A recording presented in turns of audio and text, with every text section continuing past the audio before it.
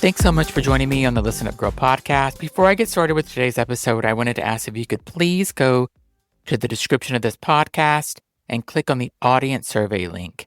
This helps me understand who my audience is, and I want to get your thoughts on what you think is working for this podcast and my other podcast, Everything and Anything and a Bit Gay.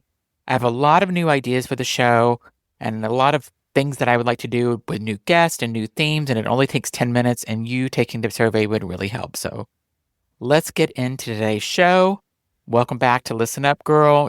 It's your LGBTQ plus news rundown where we keep it real, keep it global, and keep it unapologetically queer.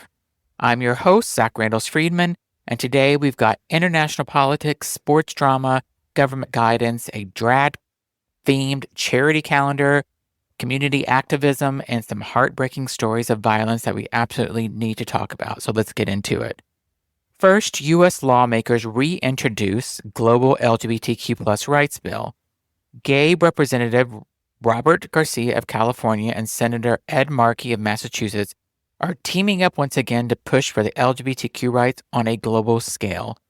They've reintroduced the International Human Rights Defense Act, a bill that would require the U.S. State Department to actively defend LGBTQ plus lives around the world.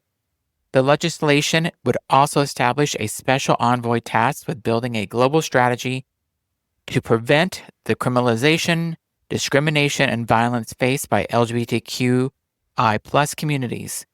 The bill points out the sobering reality: 64 countries still criminalize same-sex relations, and in 12 countries, same-sex intimacy can lead to the death penalty. Garcia said the recent Supreme Court challenge to marriage equality proves that equality is never something we can take for granted. Markey added LGBTQ plus rights and human rights, urging the U.S. to recommit to dignity and justice worldwide. How awesome that they're doing that. Next, NFL's first trans cheerleader says she was cut for being trans. Justine Lindsay, who made history in 2022 as the NFL's first out trans cheerleader, is speaking out. In a new Instagram Live conversation with Gay Magazine, she revealed that despite announcing she wouldn't return to the Carolina Panthers top cat, her exit wasn't voluntary. "I was cut because I'm trans," she said, calling the experience devastating and a slap in the face. Lindsay says she still respects the team but believes she was done wrong, especially after 3 years of dedication. The decision came shortly after Donald Trump's return to presidency. With no other trans cheerleaders currently in the NFL, Lindsay says she knows the message it sends. Still, she's moving forward. She's filming a documentary, planning a run for Miss International Queen in 2026, and maintaining strong industry connections. Next story is villagers in Wiltshire go drag for prostate cancer UK. In Christian Malford, Wiltshire, a group of villagers swapped their everyday clothes for sequins, lashes, and wigs in a drag photo shoot aimed at raising money for Prostate Cancer UK. Partnering with local drag queen Sam Compton, the men created a fabulous fundraising calendar and had a blast doing it. Organizer Ian Powell Brown, who took on the drag persona, Paula Pint, said it was a real laugh, and Sam described the project as fabulous in a Facebook video. You can buy the calendar directly through the Flying Monk Pub's Facebook page. Amazing. Next, Hungarian Pride organizer faces prison under new anti-LGBTQ plus law. In Hungary, longtime Pride organizer and teacher GayBFF Habel has been summoned for police questioning under the country's so-called child protection law, which effectively bans Pride events.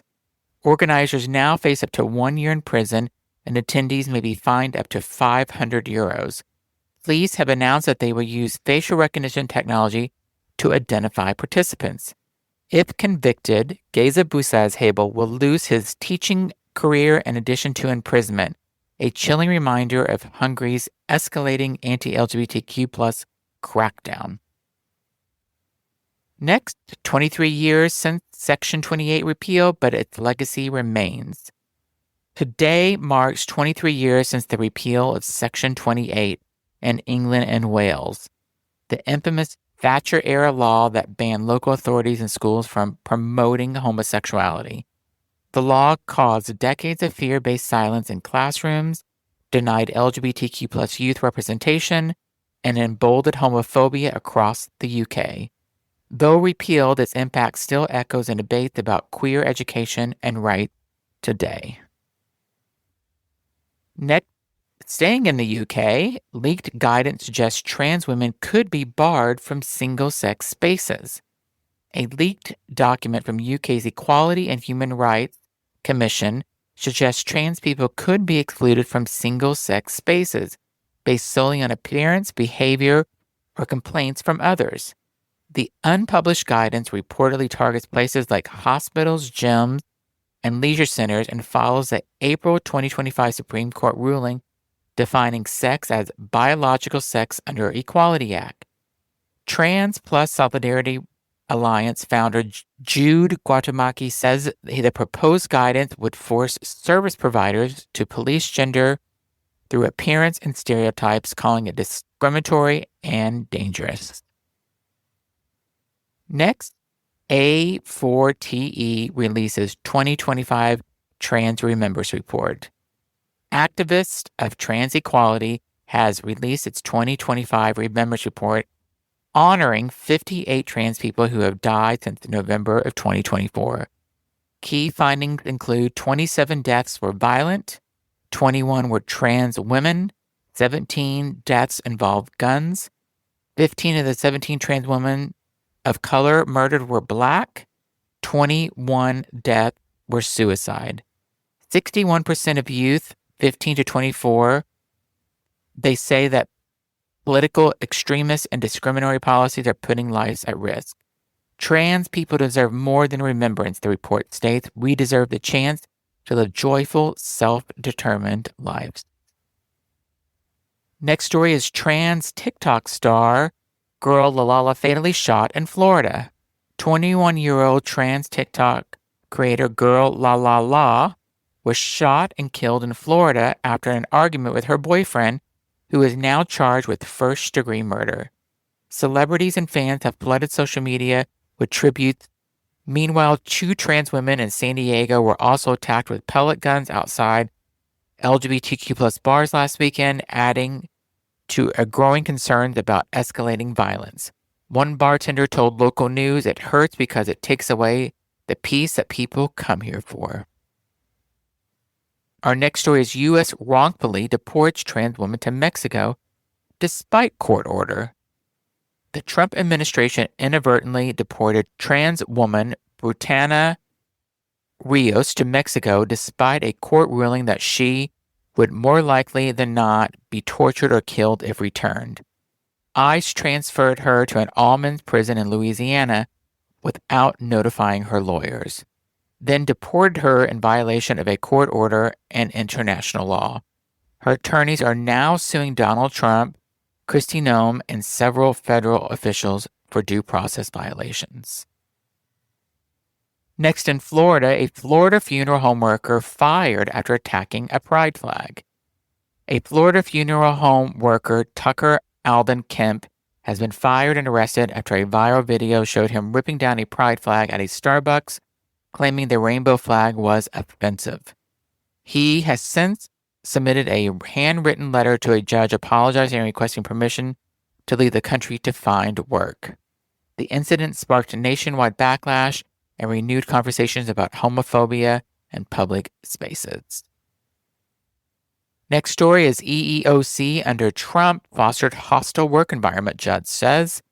A federal judge has ruled that the Equal Employment Opportunity Commission, the very agency meant to protect workers from discrimination, became a hostile work environment itself during the Trump administration. The ruling sheds light on dysfunction and political retaliation inside an agency tasked with enforcing civil rights, raising concerns about LGBTQ plus and other vulnerable workers' protections during that period. What a disaster. And that's your rundown for today. Remember, stay informed is staying empowered. Be loud, be proud, and protect your peace.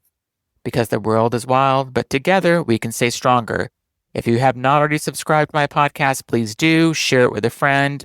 leave a comment, and we will talk to you later this week with more LGBTQ plus news. Thanks for listening.